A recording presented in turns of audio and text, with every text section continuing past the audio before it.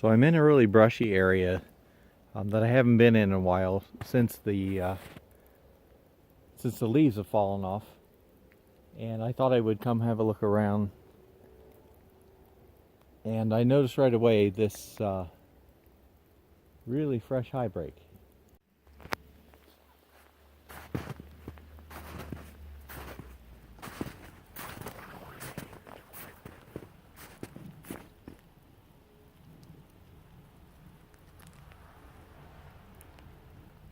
And I see a couple more right there.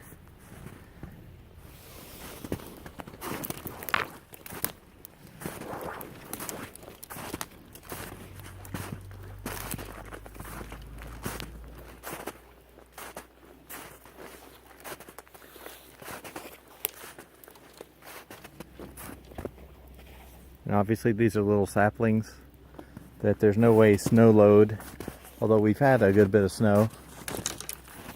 It hasn't really accumulated in the trees, and there's been no ice storms.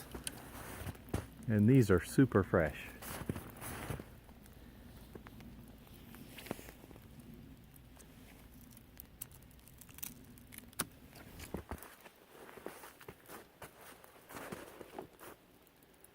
There's one back over there and a couple here, so I'm gonna follow this along and see what else I can find.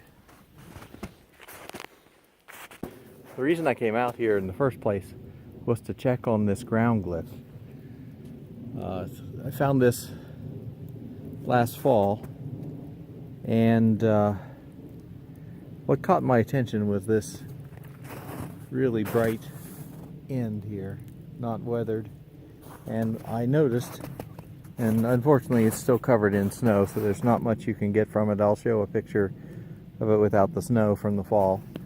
But if you look right there, that's the scar from this tree where that piece was ripped off, was once going off in that direction, and it was torn off.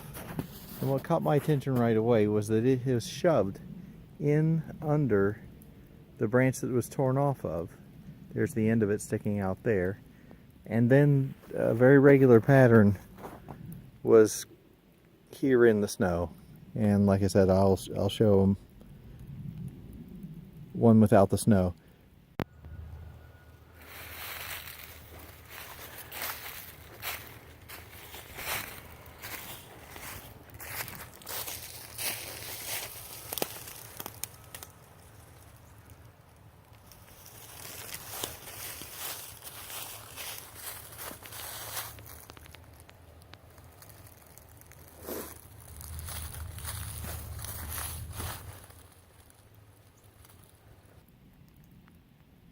But one of the things that I decided to try to do was to put an additional stick in this ground glyph to see that if it did signify something, then my addition would supposedly obscure the meaning. And I was wondering whether they would remove my stick, seeing it there as a nonsense addition, and take it back out. So you can see even through the snow that the added stick, it's the one going up from the center to the left, is still in place. I put that in the structure in November, and in the 3 months since, it hasn't been moved. Of course, those months tend to be the least active, and my group tends to stay in its refuge area and not come out, especially if there's snow on the ground. But the presence of the new high breaks along the hillside near this glyph makes it clear there has been some activity in the area. So we'll keep an eye on this glyph and see if that stick ever gets removed. I came upon this branch. I noticed it's fairly recently been torn off of a tree. I'll look and see if I can see where it came from. And then something has nibbled the green bark off of the branch all up and down. This could be a rodent, but that's a lot of chewing. I noticed that there are like little serrated scrape marks. Looks like from small teeth. So it probably is a rodent.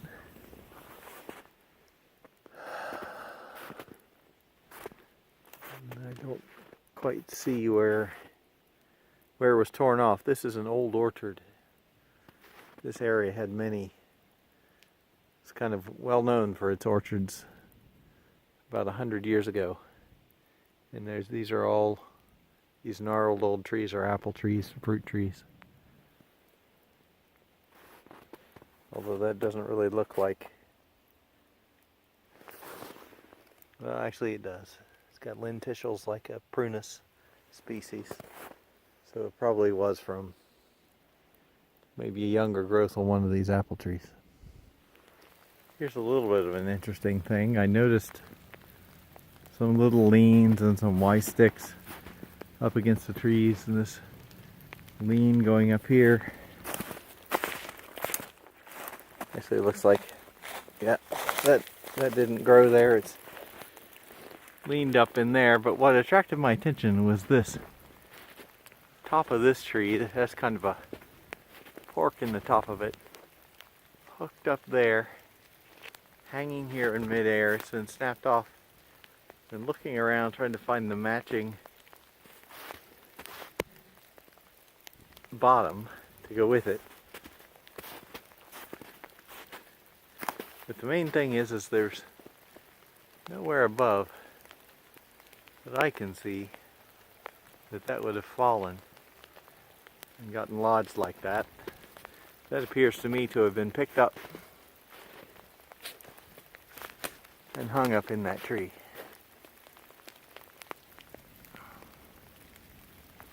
So I've been tromping around out in the brush. This isn't a very promising area because it's an old field. It's overgrown, and there's a lot of underbrush, and the really fantastic structures. At least I've never had much luck finding them in this kind of place. But I find a lot of arches and a lot of breaks, and keep looking for more open woods in the area.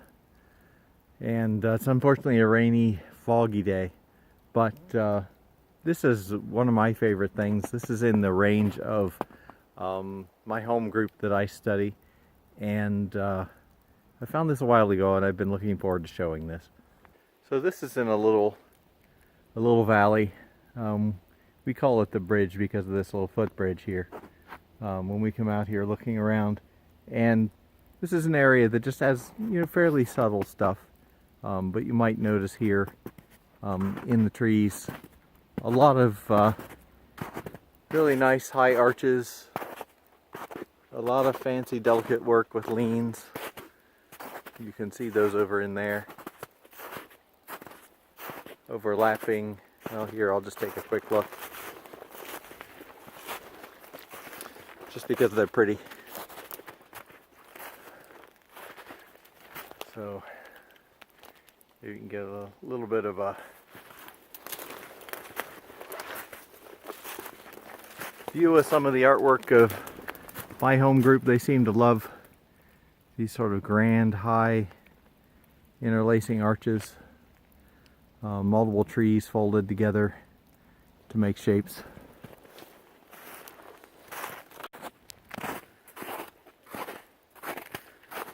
But this is the thing that I have been looking forward to showing you, because there's just, in my mind, no way that you can argue that this is naturally occurring. So if you have a look at this tree, it goes up and bends, and just give you the indication, this is probably about 8 feet, about as high as I can reach, 7.5, 8 feet right there. And it goes on up, and if you follow it around, it curls back on itself, and it's folded back, and the top is actually bent backward. And this tells me a story. And what it says to me is that tree was once growing straight up here. and my group in here making all these arches liked the looks of that tree and decided to pull it through between these two trees here and form an arch out of it. And so you can see it was pulled through there, and then at some point, maybe this is a disaster in fine arch building. I don't get the magazine, but maybe there's a Sasquatch fine arch building, but you can see there was a flaw that it broke because of the resistance to the top pulling through between those two trees. It snapped, and I would have to assume that that was somewhere near where it was being held at the time, and that's about I don't know, 8 or 9 feet off the ground. Anyway, so instead of this, the top, maybe the tree was a little brittle, looks a little damaged down at the bottom, but for whatever reason, as it was being pulled through and it was doubled back, rather than this top springing through and allowing them to make a nice arch out of it, pulled through that tree, this looks like a boarded piece of artwork halfway done. And I just, you tell me how that grew that way. I would be very interested in the explanation.